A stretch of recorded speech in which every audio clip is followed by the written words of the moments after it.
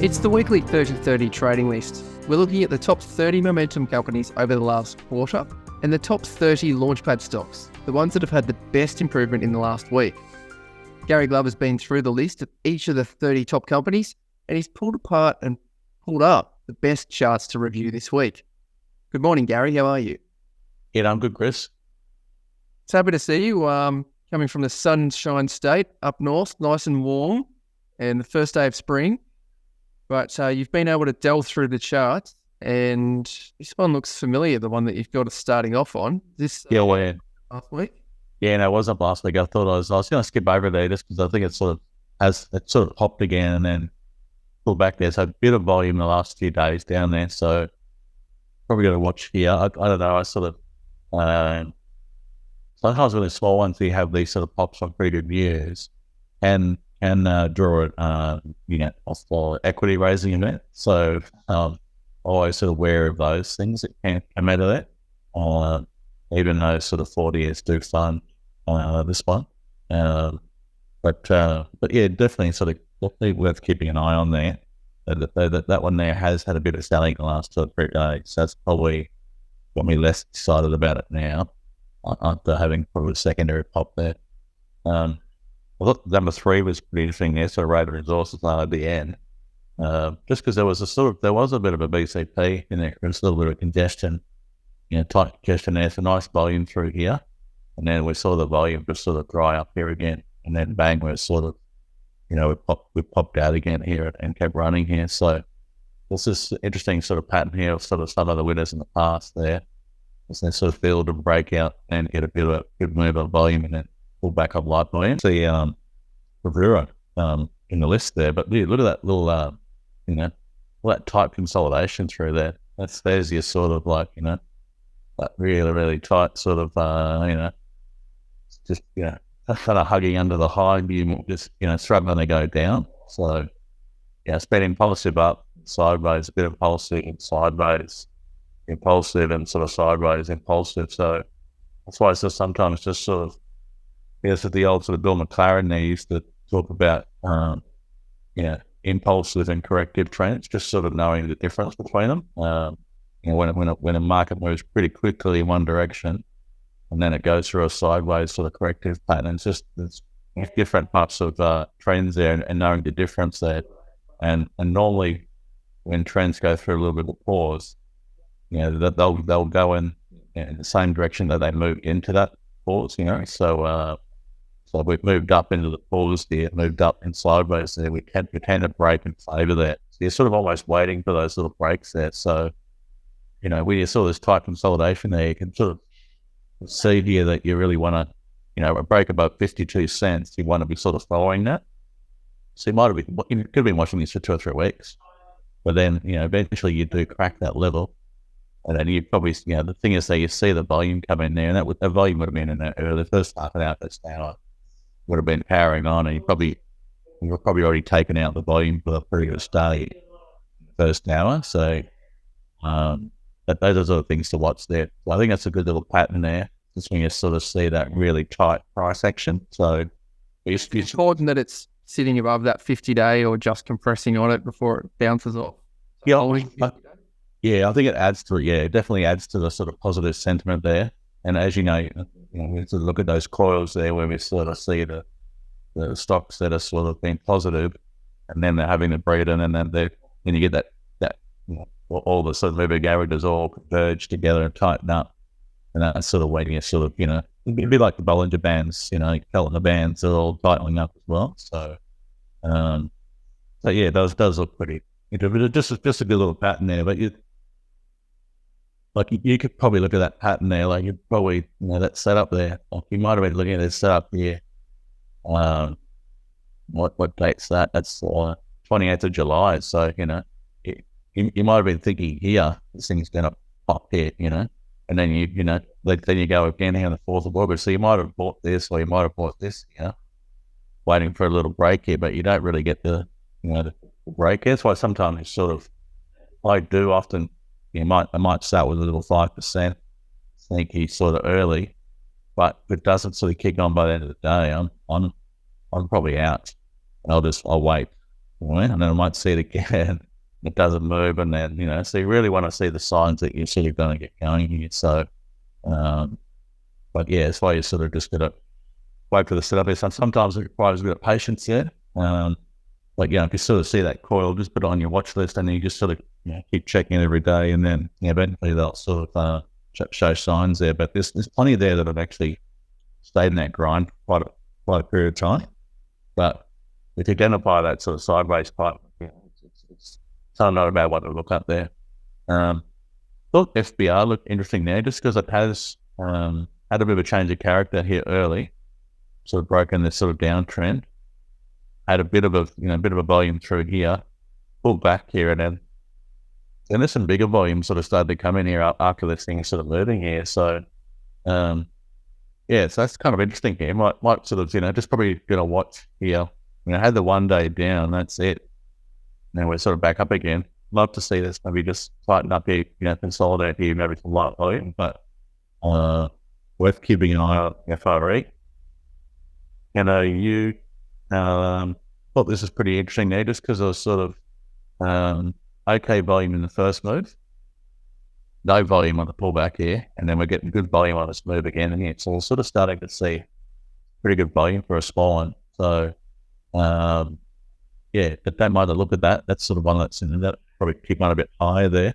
But yeah, probably one to sort of watch for these sort of tightening patterns there. So the good kind of there's an MAD which is on the list there. You see, that's just had pauses, continuous sideways. He pauses all the way down, and they're all they're all lighter volume as well. Let the volume just dry up here. So there's no volume on all those. So it's going up here, and then no volume pull back here, and then sort of going up again impulsively and pull back there. So you probably sort of thought, this looks extended. And then it has a pause, and then you probably look, it looks extended again. But that's why the counter trend there is often that can be more important to look at that, sort of see how it actually pulls back and stuff there. So just a few stocks there that are sort of might be this is the one here, DUG. I mean, look at that. Look at those sideways orientation there. So that's this is the old Bill McLaren, impulsive, corrective, impulsive, corrective, impulsive, corrective, impulsive trend, so corrective is sort of more of a sideways orientation. That's impulsive, and that's still, all those is looking extended again. All it's done here is gone sideways again. So, you'd be looking at this being a leader here the whole time, thinking, it's probably done too fast, probably done too fast, probably done too far. But it has these tight consolidations, these sideways orientations there, a bit of a pause of the trend. That's more. So really, that's the sort of, we keep trying to identify those pauses, those sort of sideways, sort of corrective patterns there. Particularly if the volume drives up there, that's what we're really looking for. But that, and it sort of gives you a sort of high probability sort of lead there. Then with that those sort of tight moves, it's like when they sort of keep your sort of stop nice and tight as well there, so you're not risking too much there. And like the name of the game is sort of sort of tight stop and big reward, So we're taking sort of trades with a high risk reward ratio there. We don't really need to win that many to make good money there. So those are good setups there.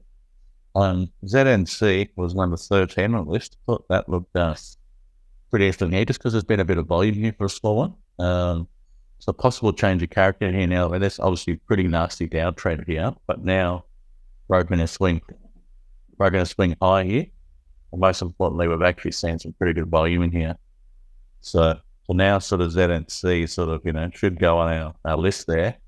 And we see a little, pullback, a little sideways orientation there. That's what we're hopefully, ideally going to see there.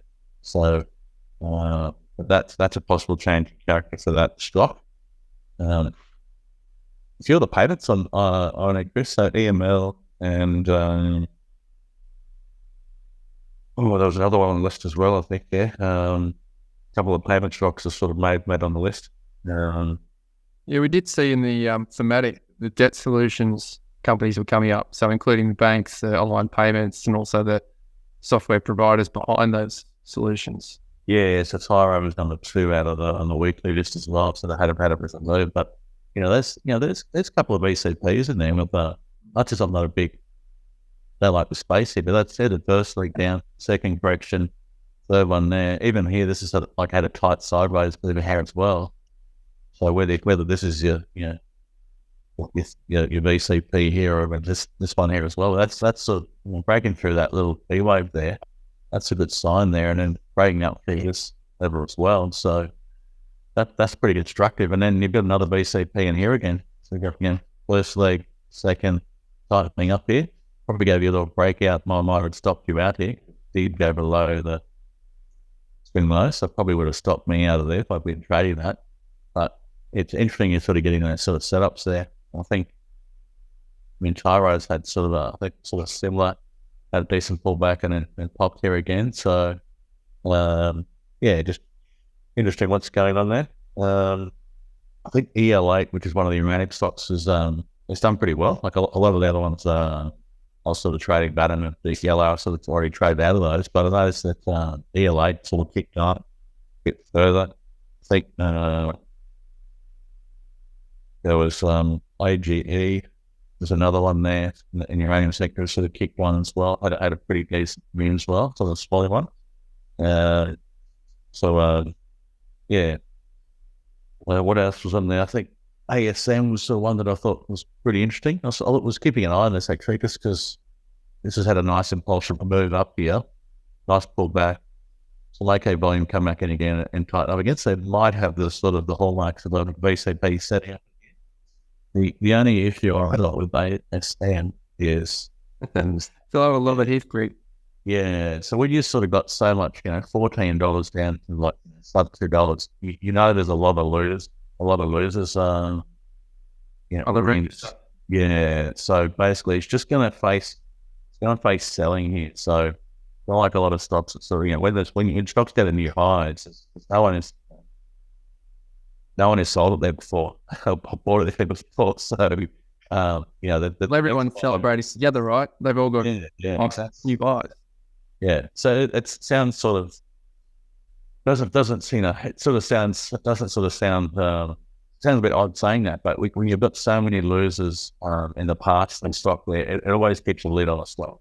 It was really stopped the sort of stocks from really having super performance. So what we were looking for, many stocks, is looking for stocks that really do have that super strong performance there. So the only other one I saw in there was RDX, which was the one that's kind of new company there.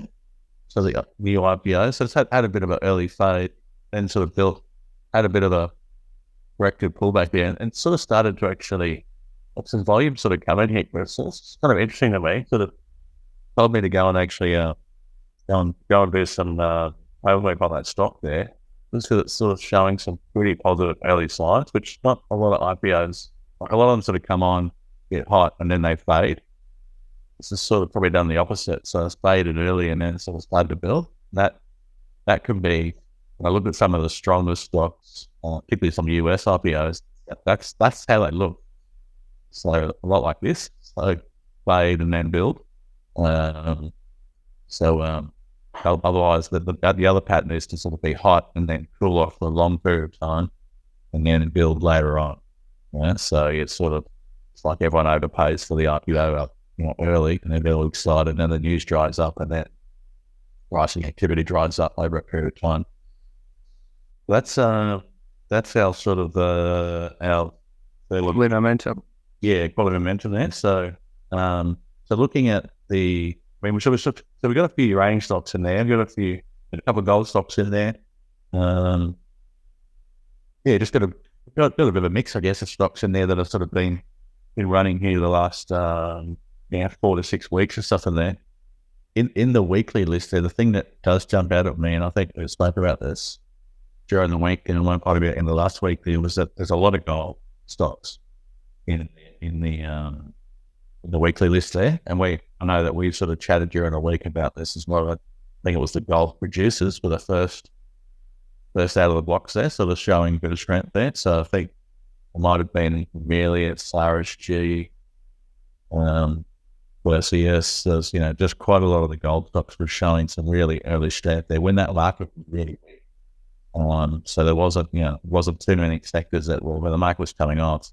There wasn't too many sectors holding up. Obviously, uranium is strong, and then we started to see the gold producers sort of show those early signs that's similar to what uranium was doing about 6 weeks ago.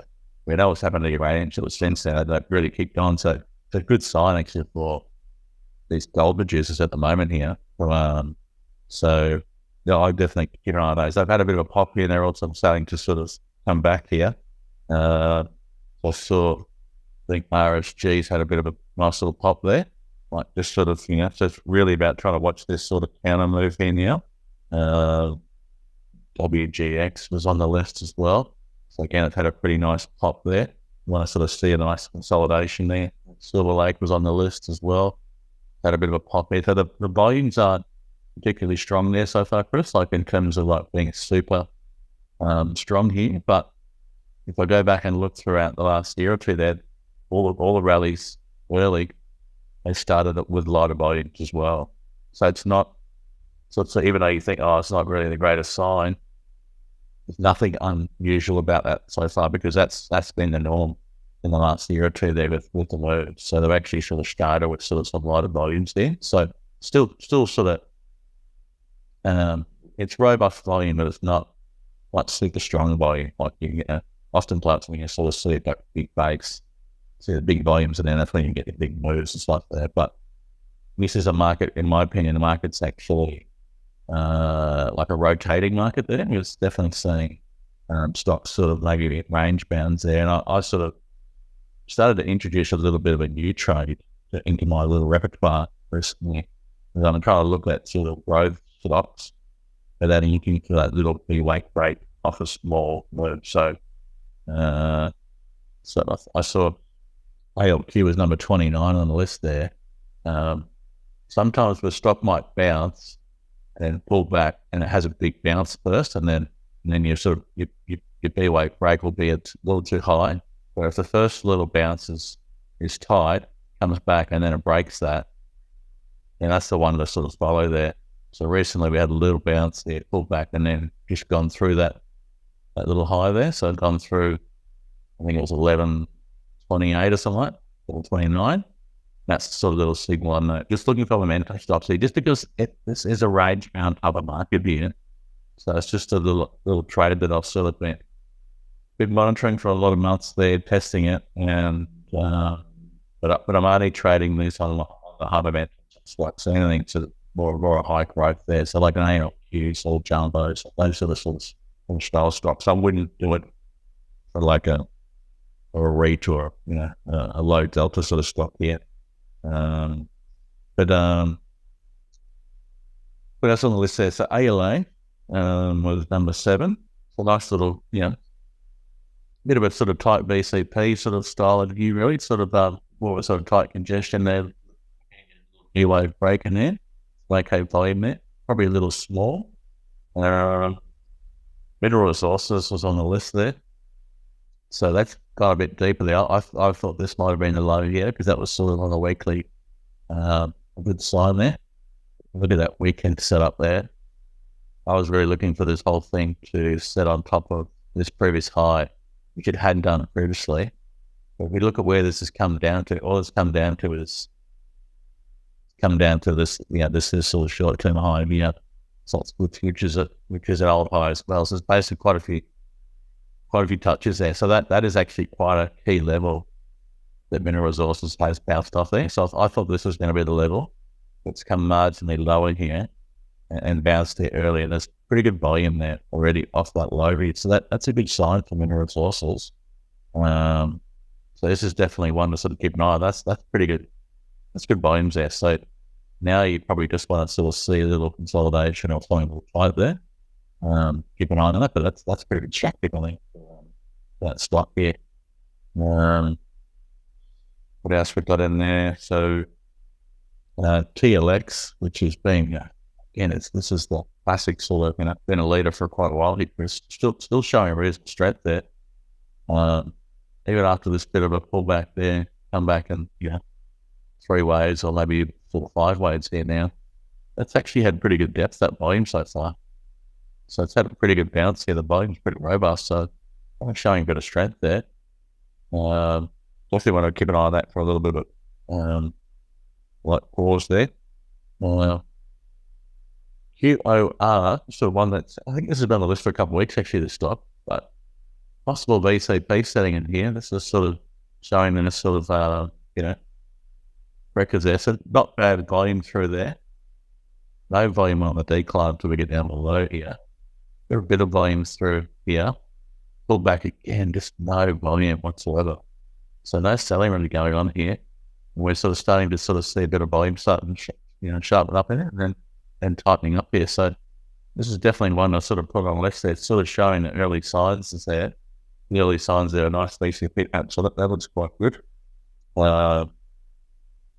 REG, I was actually quite surprised actually that Regis Healthcare is, when I look at the healthcare sector, how weak it's been across the board.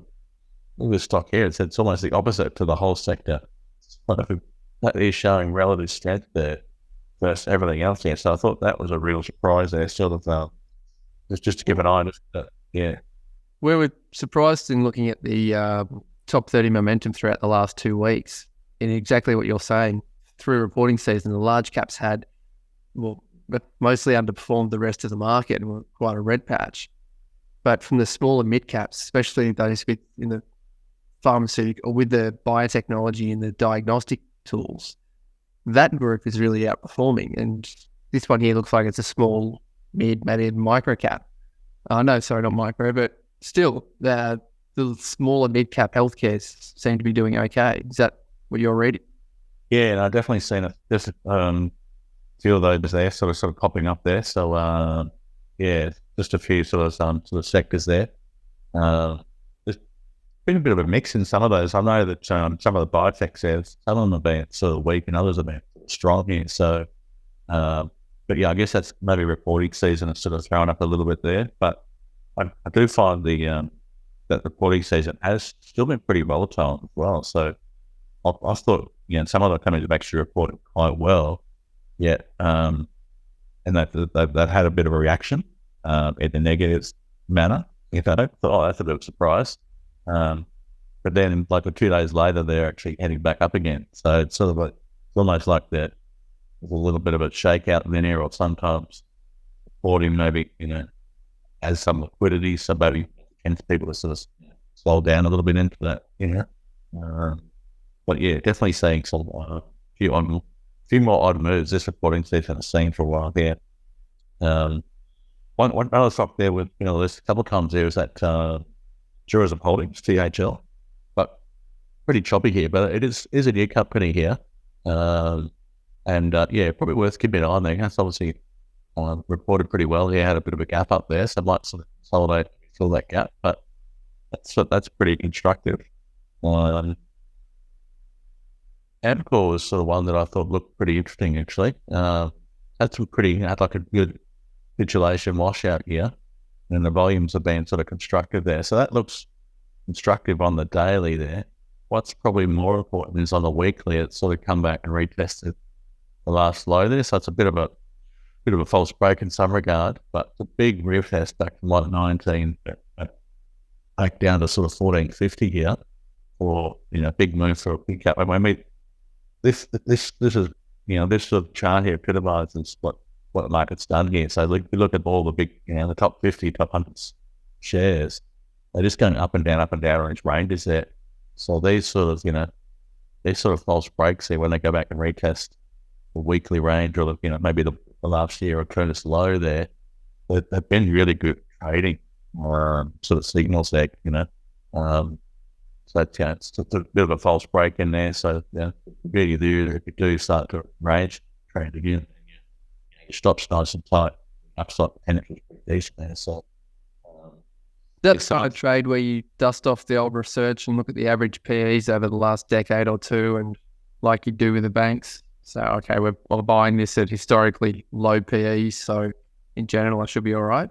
Yeah, so you might look at where they traded on the 10-year average. Look at what consensus is looking at next 2 years and see where they sort of sit in the range for.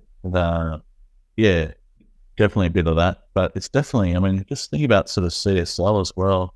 It's, look, that stock's been going sideways here for now 4 or 5 years. So it's a bit of a perennial favourite here, but people just sort of trading this ranges here. I mean, that's just sort of classic. What the market's going through. Comeback as well. I mean, we're kind of stuck here between maybe 108 and 90, low mid 90s there. So really going back and forth there. So just the type of market where we're sort of kind of here. So, look, maybe you don't get the same sort of move momentum as some of the cemented stocks there, but when you're trading those sort of bigger stocks, there is a bit of an element of safety in those as well. So you can sort of train the range as well. EGL was sort of one number 28. So nice little tightening up, little BCP there, a little bit of a pop here. I mean, a little bit small there, but thought that looked okay. And the ALQ is the other one that looked like pretty good on LIC as well. ALQ is also. So the thing I like about AL, the reason I like ALQ is that see the volume the last 4 weeks up to the low was pretty strong, and it's pulled back on much lighter volume. That's kind of that's the sort of choppy sideways sort of setup I'm seeing across the board here. One setup I did see the other day, which I did actually I did trade here was Maya there. I saw, there's a weird sort of like there's a BCP in there, so it's pulled back. So it had pretty good volume into this rally. Pretty good volume in this rally here. Obviously that's a pullback into that low there. The volume is pulled back on pretty light volume, had a bit of a pop on volume, ingested there. I end up sort of buying some here, thinking it was just a bit of an early starter, and then it faded late. I thought, oh no, this looks like it's going to break down. So I got myself out of it, and then the next day I saw it was strong early, and then I saw a line go through. I think it was like 3.5% of the company went through. So I thought, I know who's adding to this. So I thought, this might give it a push here. So did add a little position there, and then I like to wait for the B wave break here. So I think I like for it to break above 66.5, and then I sort of add to that. So I had, even though it's a bit of more of a sort of sedate stock here, all the other retail stocks are all sort of rallying as well. So we're seeing AX1 has had a pretty nice move. It sort of popped up. Even Harvard Nolan yesterday popped up as well the last few days here. So I thought, they're all sort of we're all popping and recovering here. Just the sector's sort of getting a pretty decent there. And you look at the numbers there, they're trading on pretty low multiples. I think now Solly's up to around, we had 25 or 26%, so it's close to 30% here now. So I thought, well, maybe that might give the market might get buoyed by that. So if he's been more active, they're more likely to be managing it better as well. So it might feel a little kingish. Well, current CEO, I think he's only going to hang around 24 or something. So, but yeah, it's just interesting there. So still plenty of trades around, still plenty of movement there. But the only thing I will say that the environment there, Chris, is it's sort of not. I was talking about this the other day, sort of with a client of mine, is that like with trend trading, sometimes you basically, you don't know how big that lead's going to be. So you get your trigger in a way, and then you just sort of maybe you stop up and you get one to maybe cross it and maybe averages you're out. I don't know if it's that type of market. I don't see it being that. Like I don't see it being an expansive green light environment. I still think it's a bit of even though I'm positive here about the market overall, to me, the market's not really showing big volumes in there. So that tells me that you're not going to get super large moves. So I think you're sort of got to be a bit more, you got to trade into some of the heat, take some strength off, don't try and overhold sort of stuff there, particularly some of the bigger stuff. I mean, some of the smaller stuff that we're seeing, or some of the shares there, you can see them running and pausing. So stay with those ones there that are up through your volume there. But I think sort of probably the mid cap to big cap sort of stuff there, not seeing the sort of bigger moves there, and we're just seeing really markets sort of flash back a lot. Really getting I've read a book the other day about throwbacks.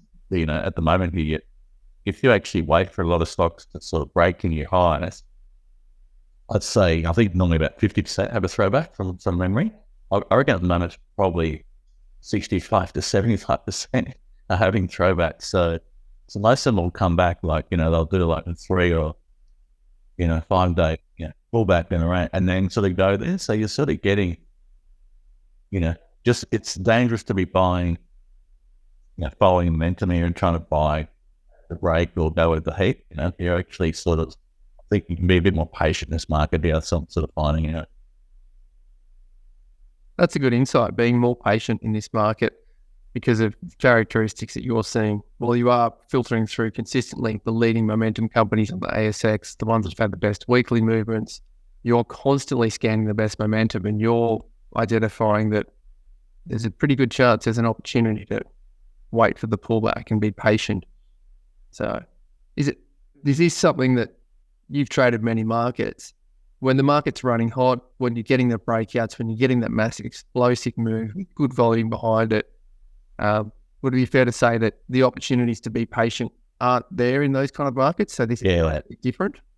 No, 100%, Chris. Yeah, sometimes when the market's really sort of hot there, you just got to get set and then you got to pay up and you get the momentum there and you just try and, go with the flow. There's no sort of, you snooze, you lose. There's definitely markets there and when the market's like that, but at the moment it's, if you follow that momentum and you sort of, all of a sudden it pops, you go, here we go. And then you add into that momentum, I'd say 8, 9 times out of 10, it's going to pull back in this market here. It'll have a breather and come back and go, let's come back a bit. And then you don't sort of sell something to really, I've seen a lot of stocks, pop, some hot moves. You think, this is really good. And then it'll just stay back again. So if you didn't sort of sell any into that sort of strength there, it's sort of missed opportunity as well. So, so I just think you've got to have a methodology there, but I think you do like Mini will sort of, he only trades the BCP, but when the market's tougher, he'll tighten up his, instead of going to say 20 and 30% moves, he might only go to say 15 to 8%. So, but it still have the same risk reward characteristics. He just tighten the stop up there. So you just sort of adjust it and run this. That's the only thing I'll notice about this environment here. It is giving you a second or third chance to sort of get set in this environment. So, and there seems to be plenty of trades around, Chris. I'm not finding it hard to find trades currently.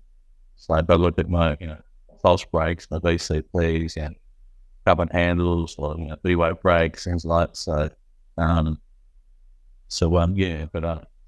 opportunities are still there. It is there, yeah. I've been actually working on 2 new trades. So I've been working on something I call a game changer.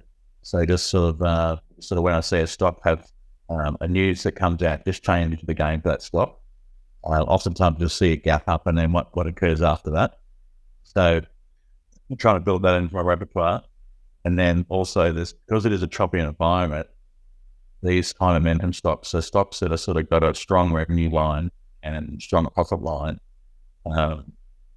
they are coming back. They're not coming, they're really sort of doing a lot of V-shapes that moves back and forth. So even some of the sort of stronger stocks are having some pretty good, I know things like Zero, NP1, 360, those are the stocks, they really haven't had too many pullbacks, but there's a lot of sort of the mid-tier sort of growth stocks definitely pulling back quite a bit. They're probably less liquid sort of tradable sort of stocks as well. So they're sort of definitely coming back and giving you every second or third month, they're probably giving you a decent move. And that, if you look at the third year and the pre-election year sort of markets, those sort of from August through to October, that's a really choppy period in all those years. So it can be, so just sort of like we are in that sort of choppy zone here for me, historically, and we're kind of seeing that. So, just got to try and trade what the market's telling me that we might go through is sort of doing. So you just got to try and trade what you're seeing and that stuff there. And maybe after October we can adjust.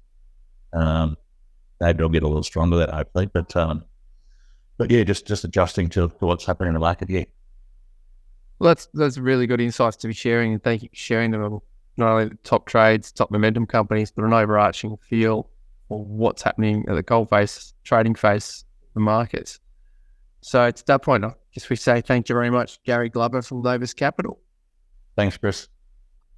Gary's mentioned lots of trading setups. There's a whole playlist on the right-hand side, and then also his Tuesday report. He's just mentioned things about cycles, 30s, decennial years, presidential cycles, the like. That's also in his Tuesday playlist to the right. And the left-hand side is his Twitter or X handle if you want to follow him there.